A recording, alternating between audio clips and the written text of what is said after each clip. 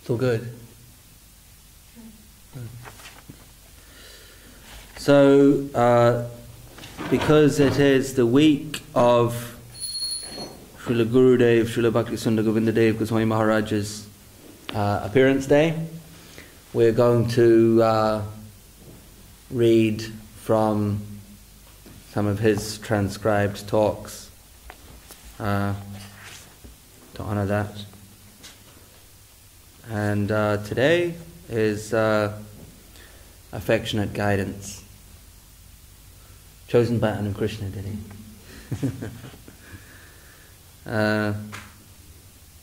It's full of gems, as with all of Srila Gurudev's works, talks.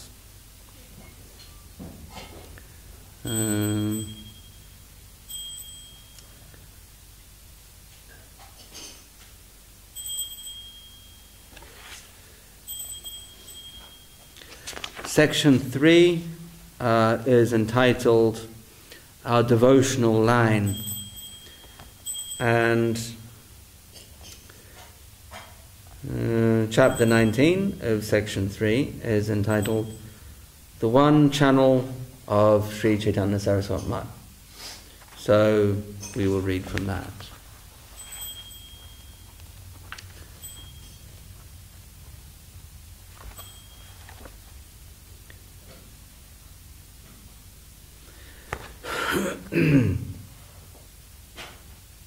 I received a letter describing a society that is being formed by mixing so many Vaishnava groups. I can clearly say that if the society is made in the way described, it is against the principle of Srila Guru Maharaj. It was to avoid this very thing that Srila Guru Maharaj made separately Sri Chaitanya Saraswati Mat. He was in the highest position of the whole Vaishnav community, but he never joined with their missions. Srila Guru Maharaj did not want to be deviated from his own vision by any of his god brothers or other gurus. Therefore, he made Sri Chaitanya Saraswati Mat. Furthermore, Srila Saraswati Thakur gave the charge of the Rupanuga Sampradaya to Srila Guru Maharaj. It is clear, and everyone knows it. So we're aware of the famous pastime, right? I believe it was a couple of days before Saraswati Thakur actually departed the world. And he requested that what has been described as the high anthem of Gaudiya Vaishnav liturgy, which represents Siddhanta, be sung to him. And that's the song Sri Rupa Manjari Pada. So he requested that song to be sung, and one brahmachari disciple who was a competent kirtanya was nominated to sing that song, Sri Rupa Manjari Pada. So he began to sing, and he was promptly interrupted by Saraswati Thakur himself, who from his bed said, "Stop, I'm not interested in hearing the melody. I'm not interested in the tune. I'm not interested in the expertise of the singing." He said, "I want the substance, and I want Srila Sridhar Maharaj to sing it." So he personally and specifically requested one person, Srila Sridhar Maharaj, to sing the most exalted song that represents the highest pinnacle of achievement in the Rupanuga Sampradaya. At a crucial time, at a juncture between his departing the world and his disciples continuing faithfully to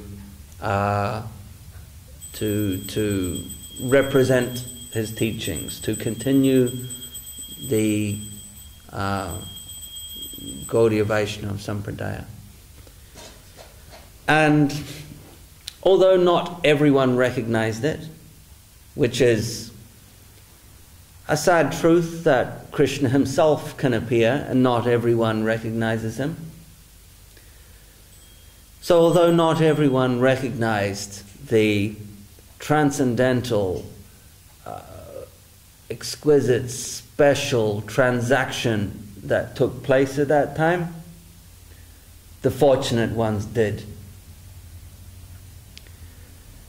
So we have a collection of Guru Maharaj's sincere God brothers that realized what was taking place at that time. They realized the special and exclusive nature of the spiritual transaction that was taking place at that time. And forevermore after that, they aligned themselves in a submissive way with Guru Maharaj.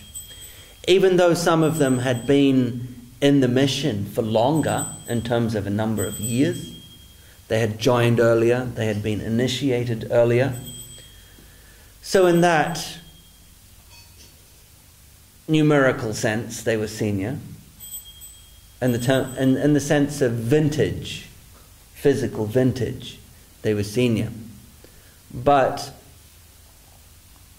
just as there were many seniors to Rupa Goswami as well, Mahaprabhu appointed Rupa Goswami as the person to represent and carry forward his conception and to codify it and to organize it into a body of literature, to represent it in writing. So Rupa Goswami was not the most senior amongst the Mahaprabhu's congregation of devotee associates and disciples that he had to select from, but nonetheless Rupa Goswami was chosen, and he was then given respect and recognition equivalent to such a position.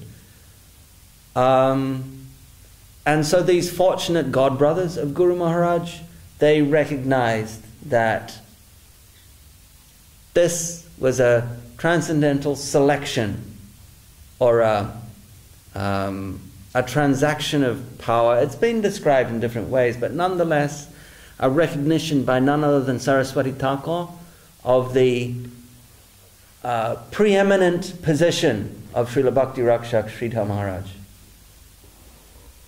Not everyone could see it, as we've mentioned, but those that did then moved forward in alignment with Guru Maharaj.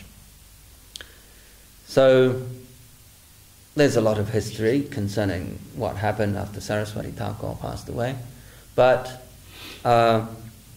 nonetheless, Gurudev is referring to it here. And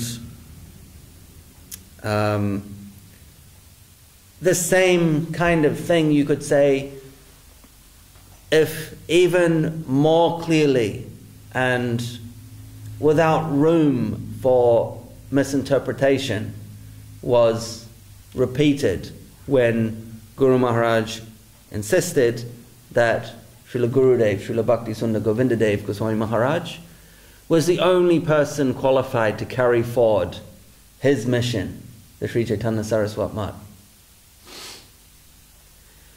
It was made unequivocal, blazingly clear. And thus we can see from Saraswati Thakur recognizing the preeminent position of Guru Maharaj and giving an indication of that, clear for some, perhaps less clear for others, clear for the fortunate, for those that clouded by some pratishta or matsarya, desire for prestige, or perhaps a little bit of coloured jealousy or whatever, they're not able to see it. But those with pure hearts can, and did. And the same applied with the appointment of a Gurudev to the head of the Sri Chaitanya Saraswati Mahaprabhu, the acharyaship. And again we see that, it was made brilliantly clear, but some could not accept that. And so what Gurudev is saying here in relation to the succession, if you like, it was perhaps a more informal succession of Guru Maharaj to the mantle of as the chief of the Rupanuga Sampradaya. It also applies to Srila Gurudev, and we can see the special nature and the glory of Srila Gurudev as in this principle of Vaishnav succession.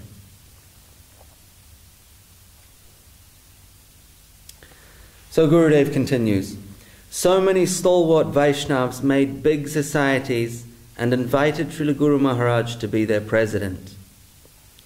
For the time being, in some cases he accepted and told them, if it will help to bring harmony to your society, then you can use my name. But he never went back there. Srila Guru Maharaj gave very clear directives for his sampradaya, saying, who wants to follow me and my directives, he can come to Sri Chaitanya Saraswati Math and follow Govinda Maharaj as my successor.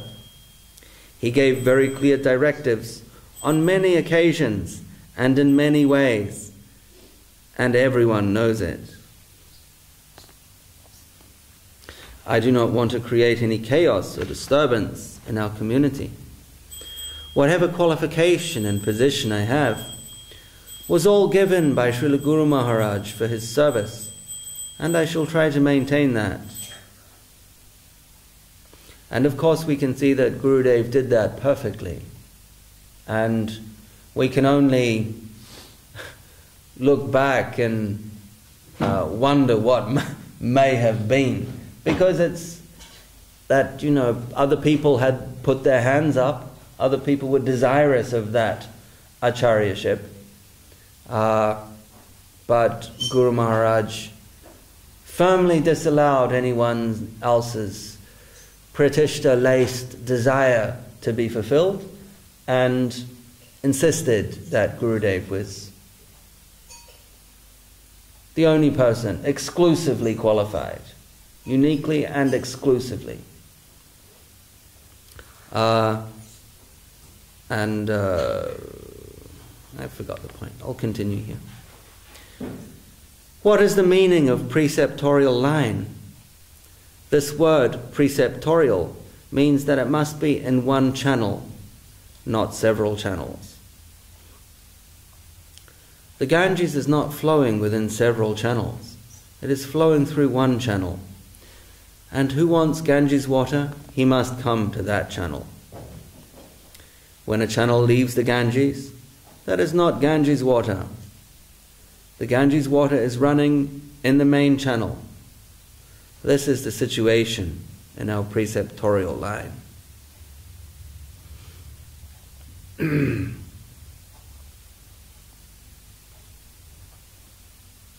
If you look at the map, sorry, you were going to say something.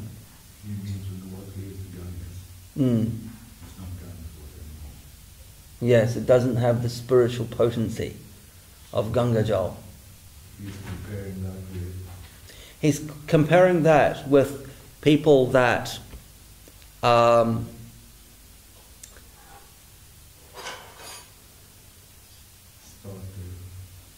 you could say people that are not able to follow the purity of conceptual truth as it flows down through the parampara.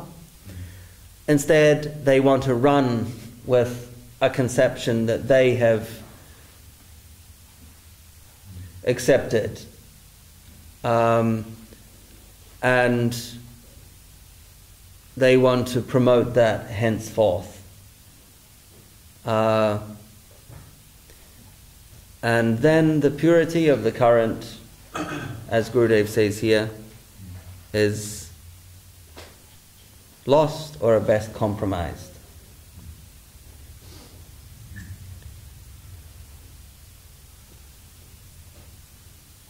We have seen it in the time of Guru Maharaj. Actually, at the juncture of every transition, like the departure of one acharya and the appearance of a successor, there is always going to be some issues. It appears that that's always the case. We look at when Saraswati Thakur passed away, the problematic issues that arose around the time of his departure concerning successorship. And so the point Gurudev is making is that the preceptorial line was indicated at that time, as we discussed, that special pastime, but not everyone could see it. And you could describe their inability to see it as lack of sincerity. In a basic way, it is. Personal desire, pratishta, gets in the way and clouds their vision, clouds their ability to perceive the channel in which this metaphorical Ganga is flowing. But those who are sincere can see it, and they have the fortune to benefit from it thereby. And then, at the time of Guru Maharaj's departure, there were others that were following Guru Maharaj. They were unable to appreciate the transcendental nature and the supremacy and the exclusive ability of Gurudev to continue the Rupanuga preceptorial line. And due to that, different channels were created, their own channels. And so Gurudev is referring to that. And the lesson to be learned is that to the degree that one can exclusively align themselves with the proper channel, is that to that degree that they receive purification. The example is the Ganga, and if one is perceiving a channel which is not carrying actual Ganges water to be the proper channel, then there's an element of self-delusion taking place, and the person is wasting their time.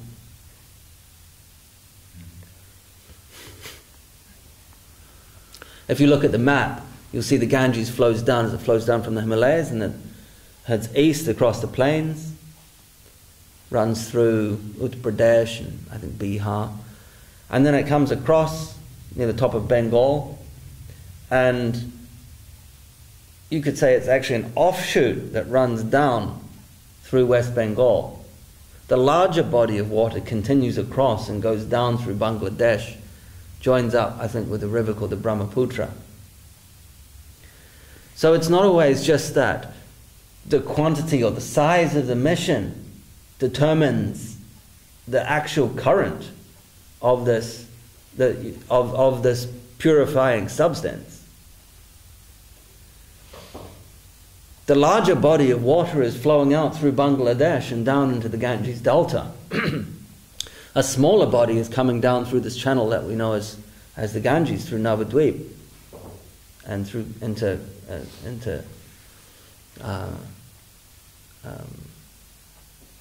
into the Bay of Bengal, but through Navadvip. So it's not always what we can perceive, or it's not always according to the values that we will attach to something. Oh, the external success of the mission shows that that is where the real purity is. That is not always the case. A point to keep in mind. Srila Gurudev continues. Srila Guru Maharaj told the devotees clearly that he could not continue holding the charge of the preceptorial line. Therefore, he is giving that charge to Govinda Maharaj. And I am trying as much as possible by me. I do not want to disturb anyone or anyone's mission. But whoever is a sincere seeker coming to me, and whoever is my friend in the line of Guru Maharaj, I want their association, and I want to continue with them. I want to practice my service with them. I do not want to make a hodgepodge. Therefore, I avoid any proposal that is not in an exclusive way to Srila Guru Maharaj. I want to express the truth clearly. I do not want to disturb anyone's mood. Therefore, if anyone comes with another proposal, I give some excuse. But actually, that excuse is not the reason. Rather, I do not want to mix with the mood of others. And Gurudev himself was a perfect example of that in his decades of servitorship to Guru Maharaj. He never went anywhere that his service didn't take him. So there was no sort of tourist activity or auxiliary activities.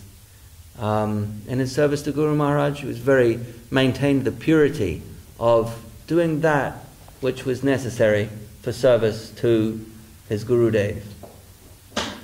A wonderful example of that is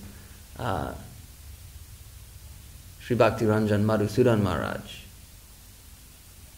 who carried forward that principle.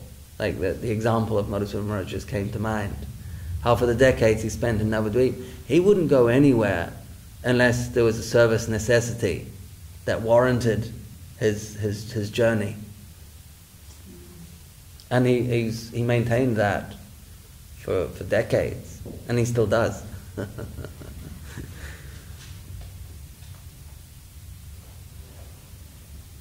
You can see when trying to establish where to align oneself, and I don't want to get at all advise anyone or get political at all, but it's nice to appreciate the devotees and how they represent the purity of practice and service that their own guru represented.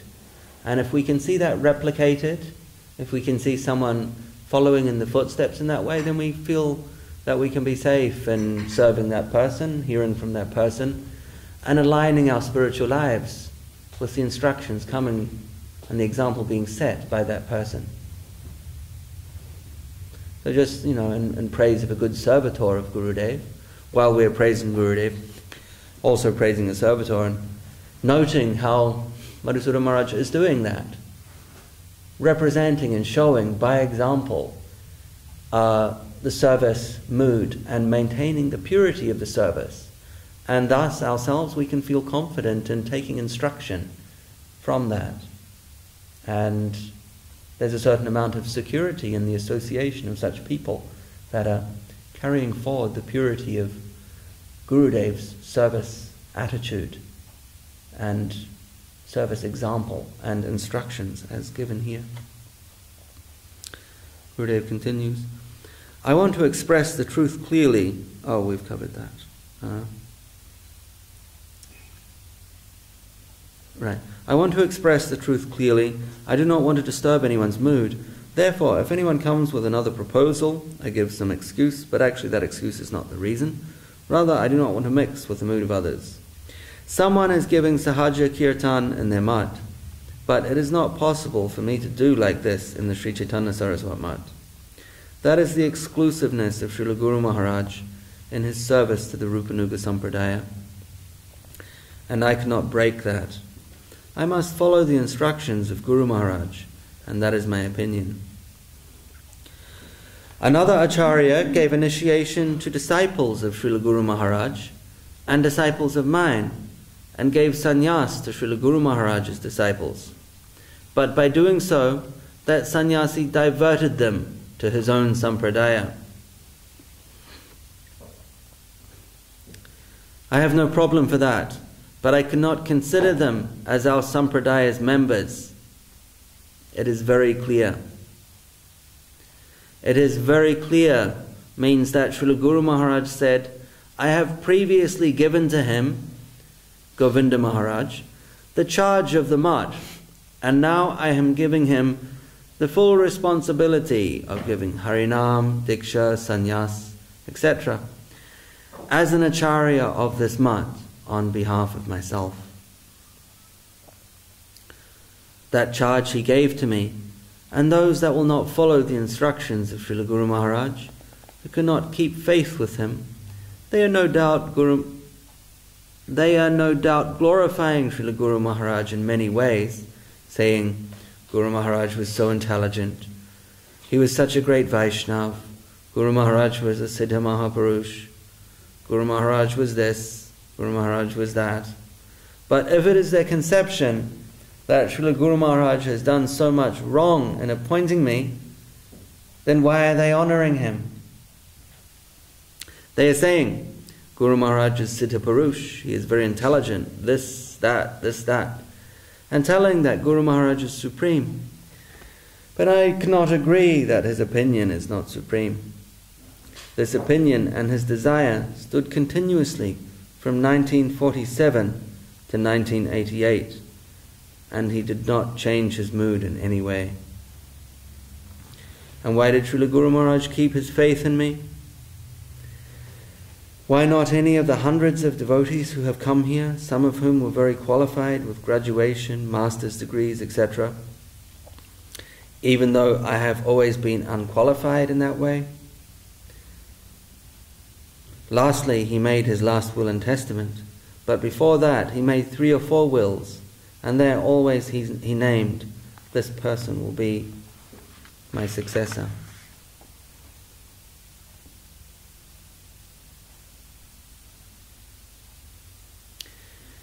If he will not come back from his position of Grihastha, you must wait 5 years. But in the meantime, do not make anyone else's guru in Sri Chaitanya Saraswat Math. This chair must be kept vacant 5 years for him. I came across this expression in his will a few years ago, which is further testimony to the faith that Srila Guru Maharaj expressed in Srila Gurudev. So we can see the divine status of Srila Gurudev, the faith put in him, and for so long by Srila Guru Maharaj.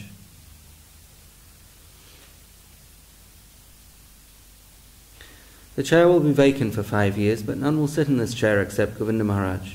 That type of faith he had in me.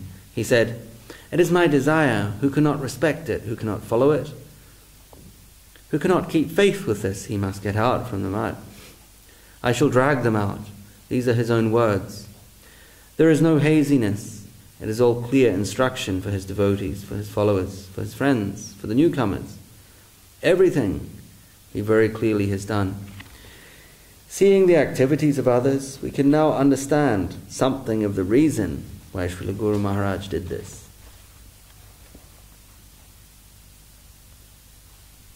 And Gurudev in other places says that how do we establish who is a Vaishnav? What are the symptoms? It's an old question. Arjuna asks Krishna in the Gita, what are the symptoms of a spiritual person? Anyway, one of the, and Gurudev has made the point that it is actually quite difficult to tell who is a devotee. And that's why our default position should be one of humility, tolerance, and honoring other people. Because that attitude creates a protective fence around one's spiritual life. If it was possible to assess who is and who isn't a Vaishnav, then you could say we wouldn't have to be necessarily. It would probably still be a good practice, but it wouldn't necessarily, have our default position as Trunadapi Sunichena. Or you could say, oh, this person is a Vaishnav and that person not so much. And so one could structure their dealings with that person appropriate to that. But if the recognizing of someone as a Vaishnava or not is somewhat ambiguous and difficult to do, then our default position must be Trinadapi Sunichena. For our own sake, for our own protection, for that fence around the Bhakti Lata beach, the Bhakti Lata Kripa, the Bhakti Lata. Nonetheless, in various places, Gurudev has given some symptoms or some ways of assessing Vaishnava quality. And one of the more prominent ways is if a Vaishnava is giving honor to that person, then that is one fundamental criterion in assessing a person's status as a Vaishnava. If a high Vaishnava has given them honor and given them recognition, then we can be confident of that person's qualification. And this principle was, you could say, what's the word? Abundantly clear, or this is a prime example of this principle in Guru Maharaj's praise of Srila Gurudev. From the beginning to the very end, it wasn't a flickering example of this recognition by a higher Vaishnava, thus establishing the qualification of a second party. But it was from 10 days after Gurudev arrived until the departure of Srila Bhakti Rakshak Sridhar Maharaj himself. The whole time. This is a consistent prime example. It's a textbook, you could say, example of one Vaishnava giving another Vaishnava recognition. And no doubt it will be used for generations to come as such an example of this principle in establishing the qualification of a Vaishnava. They get recognition from another Vaishnava. I'm not sure if there's another. I think it might be unprecedented. There may not be another modern, at least the last few hundred years, example of such an acharya having such long-term and unwavering faith, or faith is the word, in their disciple who is to be the successor, in our Gurudev, Srila Govinda Maharaj. It's an unprecedented display of this Vaishnava principle.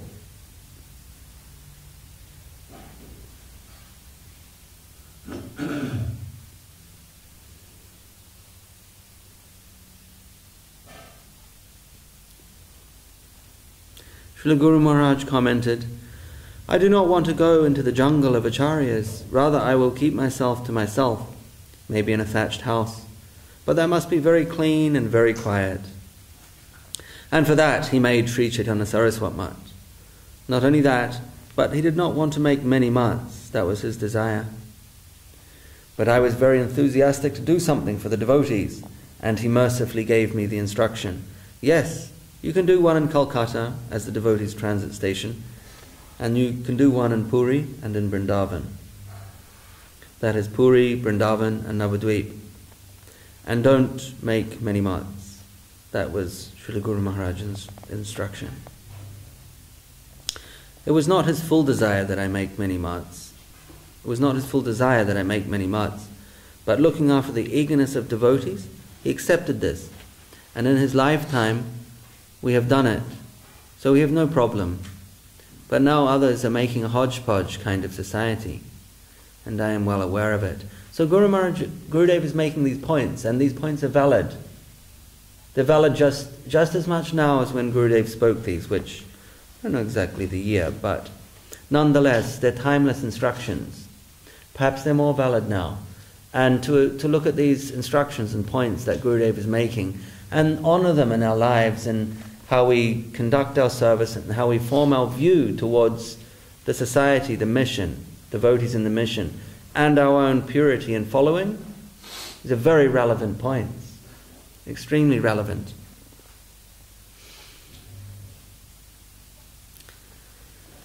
And another glorification of Srila Gurudev on a previous point is that the concept of not making too many mods. How he is stating that Guru Maharaj's desire was to have quality over quantity, essentially. With the expansion of a body, often the quality of it is lost. So to preserve the quality, in other words, to ensure that this metaphorical Ganga is flowing down, uncontaminated, undiluted, the quality must be maintained. So not too much quantity. That was Guru Maharaj's instruction to Gurudev, as we can see. However, that said, Gurudev had the capacity to expand and maintain quality. The Sri Chaitanya Saraswat Math perhaps quadrupled in size under Srila Gurudev. But Gurudev had the spiritual capacity to maintain the quality while expanding the quantity. And this is easier said than done. This principle was broached by Srila Guru Maharaj to Sri Siddhanta Saraswati Thakur during one of Saraswati Thakur's famous Kartik marathon of lectures. He would lecture on the border between Shamakund and Radhakund. There's a point where there's an equal distance between both the kunds, and Saraswati Thakur would lecture there during Kartik time, often on the Bhakti Rasamrita Sindhu. And in the Bhakti Rasamrita Sindhu, this point is made that a devotee shouldn't make too many temples, shouldn't try and expand and build too many ashrams. So Guru Maharaj asked this of Saraswati Thakur. He said, Gurudev, but you're doing exactly this. It says in Sri Bhakti Rasamrita Sindhu not to do this, but you're doing this. So he said, can you please reconcile this for me? And Saraswati Thakur's answer was concise and to the point. It all depends on the capacity of the person. He used a term like it's the cloth that the man is cut from, referring to the idea that a tailor will make a suit or a garment to suit the frame of the person. And expansion while maintaining quality depends on the capacity. Some people can barely manage a family, and others can manage an entire empire. So that was the point made, that yes, the general principle is to maintain quality and to beware of too much expansion in the interest of maintaining that quality. But that principle can be adjusted depending upon the capacity of the spiritual leader, of the guru, of the acharya. And Gurudev had that capacity. There's no doubt about that. Gurudev's ability to harmonize various seemingly disparate elements in a group was absolutely unparalleled. I don't think there's anyone that has been able to do that ever in the history of, like, that I can think of since Gaudiya Vaishnavism was institutionalized, could say. At least in this short history that we have since Sri Bhaktisiddhanta Saraswati Thakur formalized or institutionalized spiritually institutionalize the teachings. Gurudev, I think once again Gurudev will stand for eternity as an illustrious person that was able to harmonize through his love, through his affection, various elements that without his influence would not be able to cooperate or work together as a cohesive unit. But Gurudev did that quite easily, simply by his divine presence in many cases. I'll read it just a little bit more. Does anyone have any comments or questions? No? It was not his full desire that I make many mutts, but looking after the eagerness of the devotees, he accepted this. And in his lifetime we have done it, so we have no problem. But now others are making a hodgepodge kind of society, and I am well aware of it. So yes, it's important to maintain chastity to the teachings of Srila Gurudev. My preaching in the West is going on in a very happy way. Who has seen my preaching style in the West, he will immediately understand that our preaching mission will grow more and more if I go there and preach, and they are afraid of that. This became clear to me some time ago in Vrindavan.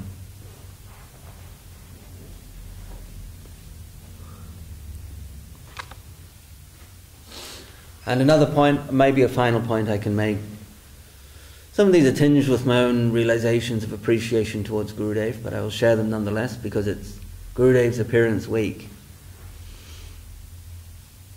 Is that some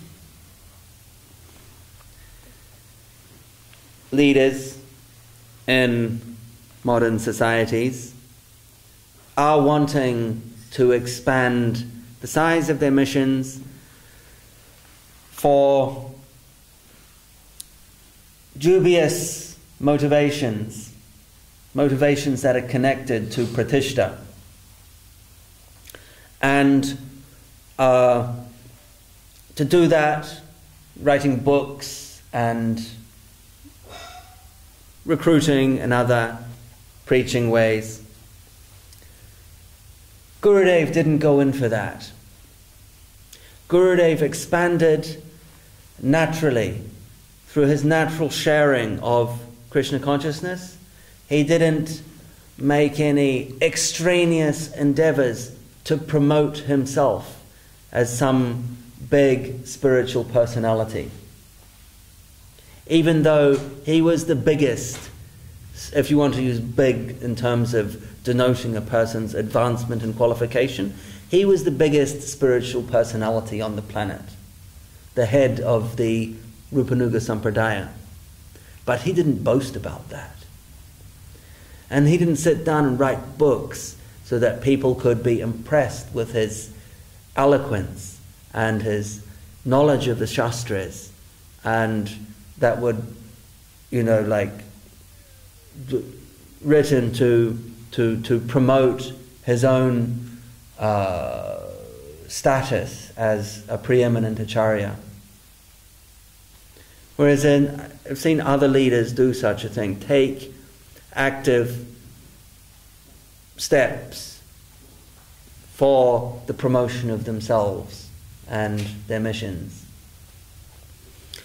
If Gurudev had chosen to take a route of promotion and expansion, he could have.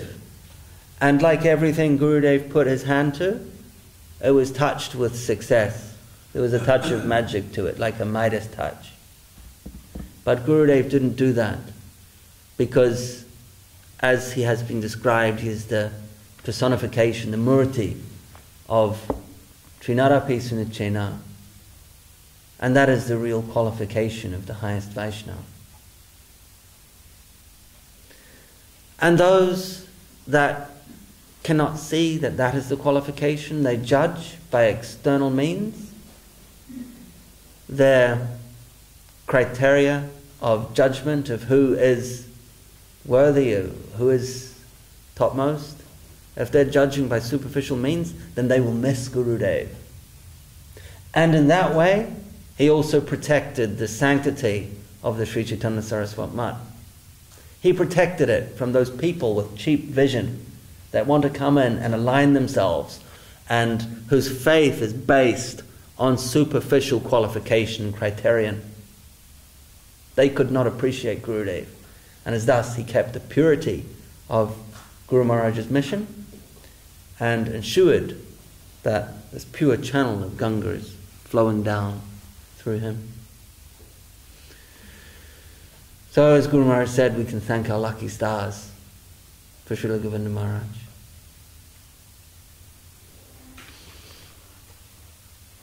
Anyone, any comments? Sorry, I'm just like continuing on from this theme of, Gurudev's appearance day. So. Yeah, so, considering that we have to thank our lovely stars, what's the guarantee that our lucky stars will continue in a next lifetime to be connected with our Diksha Guru? And because we have many Shiksha Gurus as well, so sometimes I feel like maybe I'm not chaste enough, and there's a confusion between all the different gurus we have in this lifetime. So how can we guarantee that we continue with Govinda Maharaj in the next lifetime? Simply through chastity, through an adherence to his teachings. Gurudev emphasized chastity and sincerity. Sincerity is the steel of the devotee. So steel cannot be bent very easily. So if you want to continue along that line, in other words, if you want strength, that steel-like strength, then sincerity is necessary. And from the sincerity comes the chastity.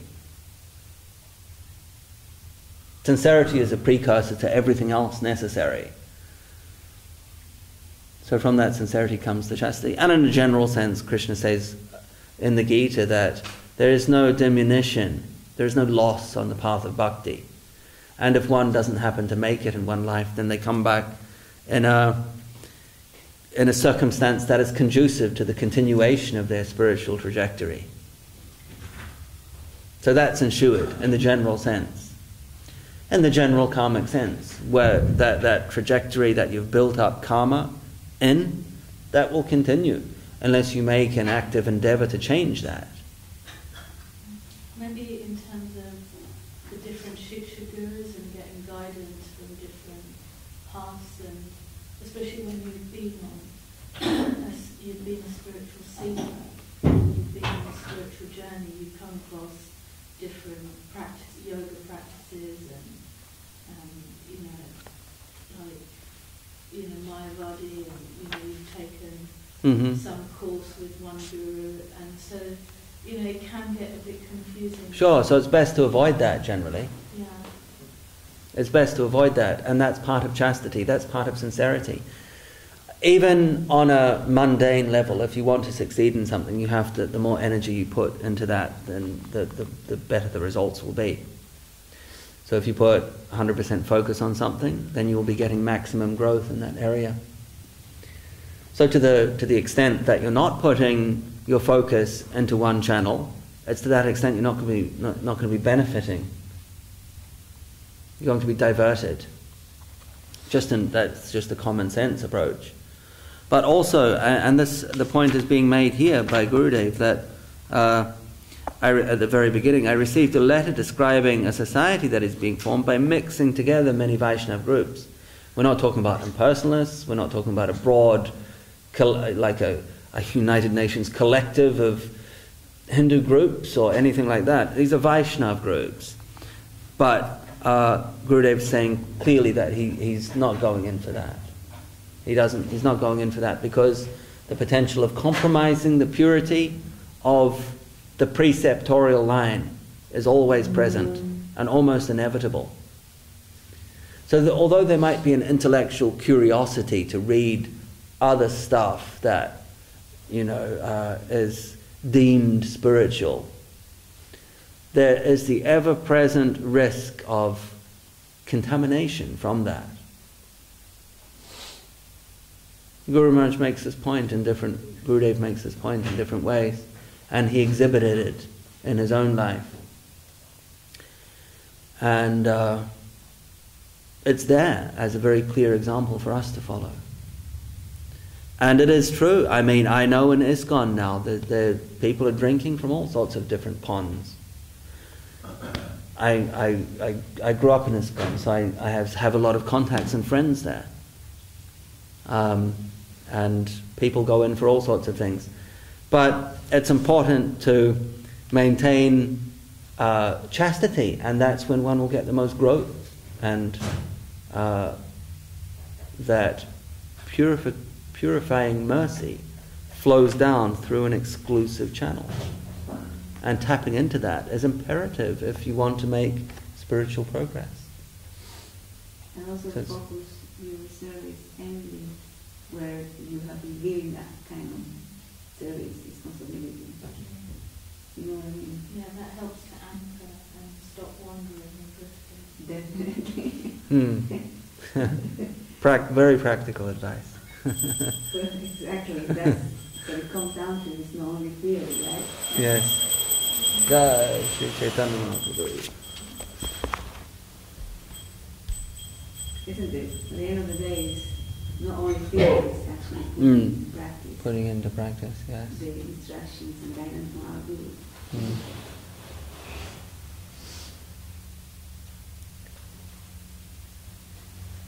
Yes, and today it's actually the Disobedience Day of Srila Bhakti Yoga Institute. So we're not going to do a short program at no time to honor and glorify. Today also that will change a little bit the decoration. Okay. Yes. They're nice, but they can't last forever. Okay, so all right. I think we have to make this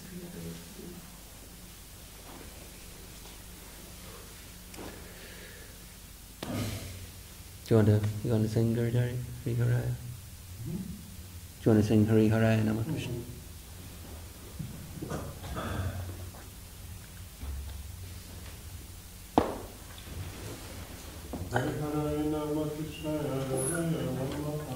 Hari Haraya Nama Krishna Yadavaya Namaha.